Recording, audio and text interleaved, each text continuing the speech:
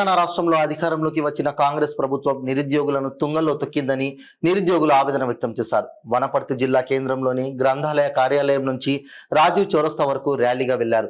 ఈ సందర్భంగా నిరుద్యోగులు మాట్లాడుతూ గ్రూప్ 2 2000 పోస్టులు, గ్రూప్ 3 3000 పోస్టులు, 25,000 మెగా డిఎస్సి పోస్టులకు పెంచాలని, గురుకుల రీడింగ్ రియాస్మెంట్ 46 జీవోను రద్దు చేయాలని దాదాపు 2 నెలల నుంచి శాంతియుతంగా దీక్షలో పోరాడుతున్నప్పటికీ ప్రభుత్వం ఎలాంటి చర్యలు చేపట్టలేదన్నారు. దానికి తోడుగా మోతీలాల్ నాయక్ ఓయూ విద్యార్థి 8 రోజుల నుంచి ఆమరణ నిరాహార దీక్ష గాంధీ హాస్పిటల్లో చేస్తున్నప్పటికీ కూడా ప్రభుత్వం స్పందించడం లేదన్నారు. గాంధీ హాస్పిటల్ దీక్ష చేస్తున్నటువంటి మోతీలాల్ నాయక్ ను పరామర్శించడానికి వచ్చిన విద్యార్థులను బల్మూరు వెంకట్ అనుచరులు వారిపై దాడులకు పాల్పడ్డారని, ఈ దాడిపై తీవ్రంగా ఖండిస్తున్నామన్నారు. ప్రభుత్వం ఈ సమస్యను వెంటనే పరిష్కరించకపోతే అహింసా మార్గం వదిలిపెట్టి హింసా మార్గంలో ఈ రాష్ట్రంలోకి విద్యార్థులు రావాల్సి వస్తుందని, ఈ సమస్యను తక్షణమే నిరుద్యోగులతో చర్చలు జరిపి ఇచ్చిన హామీలు నిరుద్యోగులకు తక్షణమే నెరవేర్చాలని సీఎం రేవంత్ రెడ్డికి విజ్ఞప్తి చేశారు. దాదాపు 2 నెలల నుంచి ఈ తెలంగాణ రాష్ట్ర ప్రభుత్వంలో అధికారంలోకి వచ్చినటువంటి కాంగ్రెస్ ప్రభుత్వము హామీలు ఇచ్చి, ఎలక్షన్ కంటే బిఫోర్ హామీలు ఇచ్చి ఆ అధికారంలోకి వచ్చినటువంటి కాంగ్రెస్ ప్రభుత్వం ఈరోజు నిరుద్యోగుల సమస్యను తుంగలో దొక్కడం జరిగింది. దాని తర్వాత 2 నెలలుగా శాంతియుతంగా గ్రూప్ 2లో 2000 పోస్టులు, గ్రూప్ 3లో 3000 పోస్టులు, 25,000 మెగా డిఎస్సి, గురుకుల రీడింగ్ ఇన్వెస్ట్మెంట్ జీవో 46 రద్దు చేయాలని చెప్పి 2 నెలల నుంచి దీక్ష శాంతియుతంగా మనం పోరాడుతున్నాయి. ప్రభుత్వం నుంచి ఎలాంటి స్పందన లేదు. దానికి తోడుగా వీళ్ళు ఈ సమస్యలు పరిష్కరించడానికి మనకు చివరి అవకాశంగా, చివరి ఆయుధంగా మోతీలాల్ నాయక్ అనేటువంటి ఓయూ స్టూడెంట్ విద్యార్థి ఈరోజు 8వ రోజు ఆమరణ నిరాహార దీక్ష చేస్తున్న ప్రభుత్వం నుంచి ఎటువంటి స్పందన లేదు. దానికి తోడు నిన్న బల్మూరి వెంకటి అనుచరులు గాంధీ హాస్పిటల్లో ఆమరణ నిరాహార దీక్ష చేస్తున్నటువంటి మోతీలాల్ నాయక్ దగ్గరికి పరామర్శించడానికి వచ్చి అక్కడ ఉన్నటువంటి విద్యార్థులను బల్మూరి వెంకట అనుచరులు వాళ్ళ పైన దాడి చేయడం జరిగింది. దీన్ని తీవ్రంగా ఖండిస్తున్నాము. మీరు కనుక ప్రభుత్వ సమస్యలు వెంటనే పరిష్కరించకపోతే అహింసా మార్గాన్ని వదిలిపెట్టి హింసా మార్గంలోకి స్టూడెంట్స్ రావాల్సిన పరిస్థితి ఈ రాష్ట్రంలో ఏర్పడుతుంది. ఆ పరిస్థితి ఏర్పడకుండా ఉండాలంటే ప్రభుత్వం వెంటనే తక్షణమే నిరుద్యోగులతో చర్చలు జరపండి.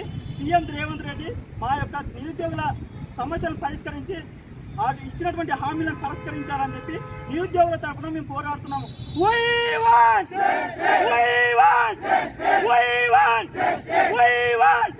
నిరుద్యోగుల ఐక్యత, నిరుద్యోగుల ఐక్యత, నిరుద్యోగుల ఐక్యత, నిరుద్యోగుల ఐక్యత. గ్రూప్ 2, 3 పోస్టులు వెంటనే, గ్రూప్ 2, 3 పోస్టులు వెంటనే చేసి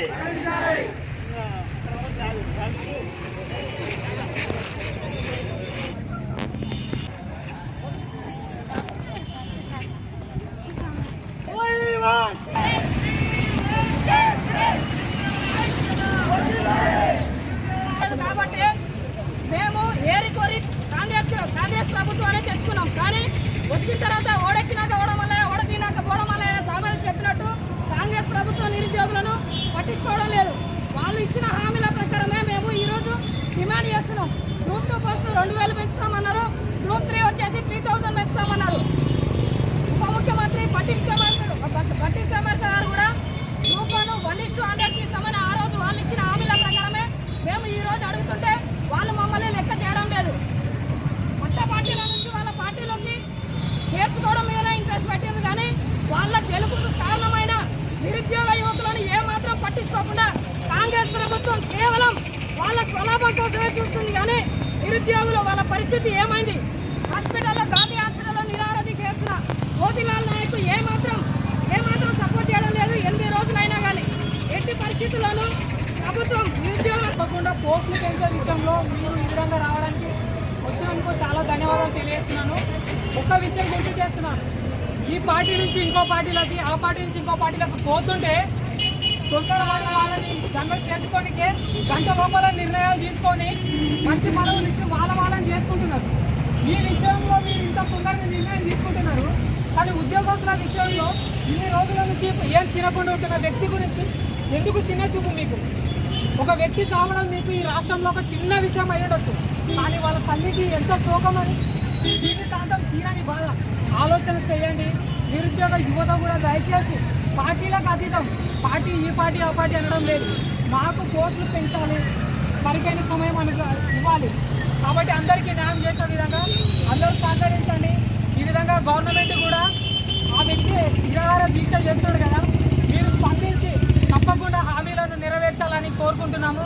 ధన్యవాదాలు. జై తెలంగాణ. జై తెలంగాణ. జై